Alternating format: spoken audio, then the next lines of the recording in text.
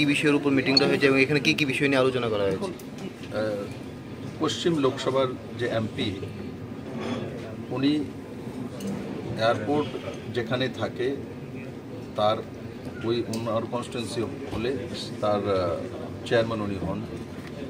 আর সেই সুবাদে প্রত্যেক 6 মাস পর পর বিভিন্ন এয়ারপোর্টের ফ্যাসিলিটি, কাস্টমার সুবিধা, বিভিন্ন সুবিধা অসুবিধা এগুলো নিয়ে বিস্তারিত আলোচনা হয় এয়ারপোর্ট ডাইরেক্টর এবং কর্পোরেশন কমিশনার, পুলিশি ব্যবস্থা, এয়ারপোর্ট আলাদা আলাদা আলাদা এয়ারলাইন্সের যারা এখানে চিফ আছেন এদেরকে সবাইকে নিয়ে সে মিটিং হয়। সিআইএসএফ সিকিউরিটির লোক থাকে, তো সুবিধা অসুবিধা সমস্যা সেগুলো নিয়ে আলোচনা হয় আর সেগুলোকে কিভাবে সমাধান করা যায় তার জন্য এই মিটিং আয়োজন করা হয়।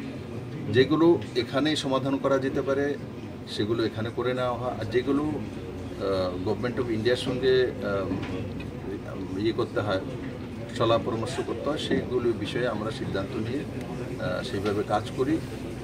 আমি আশা করি আজকে যেই বিষয়গুলি আলোচনা হয়েছে তার মধ্যে মনে করুন ডাইরেক্ট ফ্লাইট দিল্লি থেকে আরও বাড়ানো, তারপর প্যাসেঞ্জারের যে সুবিধাগুলো আরও বেশি বাড়ানো, তারপর এখানে স্টল ব্যবস্থা বেশি রয়েছে সেগুলো হাই প্রাইস হওয়ার রেন্ট কারণে সেগুলো খালি থাকে, সেগুলোকে ফুলফিল করানোর জন্য।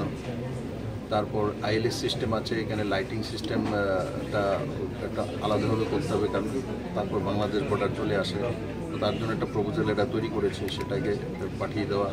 তো এই সবগুলো বিষয় নিয়ে বিস্তারিত আলোচনা হয়েছে। আমি আশা করি এখানে মিনা যে ডাইরেক্টর আছেন উনি কম সময়ের মধ্যে এই সমস্যাগুলো সমাধান করবেন। যেগুলো আমার করার আছে সেগুলো আমি সিভিল এভিয়েশন মিনিস্ট্রিতে টেক আপ করব। ফ্লাইট বৃদ্ধি করার কোনো পরিকল্পনা রয়েছে, যেহেতু কিছুদিনের আগে কিছু ফ্লাইট উঠিয়ে নেওয়া হয়েছে? ফ্লাইট বৃদ্ধি করার আছে। আগে আগরতলা টু আইজল, আগরতলা টু শিলং এই ফ্লাইটগুলো চলতো, মাঝখানে এগুলো বন্ধ হয়ে গেছে। এগুলি চলার মতো ব্যবস্থা আছে, তো এখন আবার ইনিশিয়েটিভ নিচ্ছে এই ফ্লাইটগুলো চালু করার জন্য। আর দিল্লি থেকে ডাইরেক্ট ফ্লাইট একটা এয়ার ইন্ডিয়া, যেটা ইন্ডিয়ান এয়ারলাইন্সের এক্সপ্রেস এয়ারলাইন্স হয়ে গেছে এখন, সেটা ডাইরেক্ট ফ্লাইট এখানে আসা। আর রিজনাল শিলংয়ে এখান থেকে ডাইরেক্ট ফ্লাইট, এখানে আইজলে ডাইরেক্ট ফ্লাইট, এগুলো আবার পুনরায় চালু করার জন্য আজকে সিদ্ধান্ত করা হয়েছে।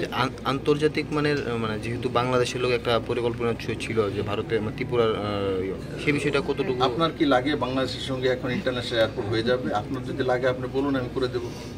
এখন বাংলাদেশের যে রাজনৈতিক স্থিতি, বাংলাদেশের অবস্থা, ওরা নিজেরাই ঠিক হয়ে যাক, একটা ভালো ব্যবস্থা নিয়ে আসুক।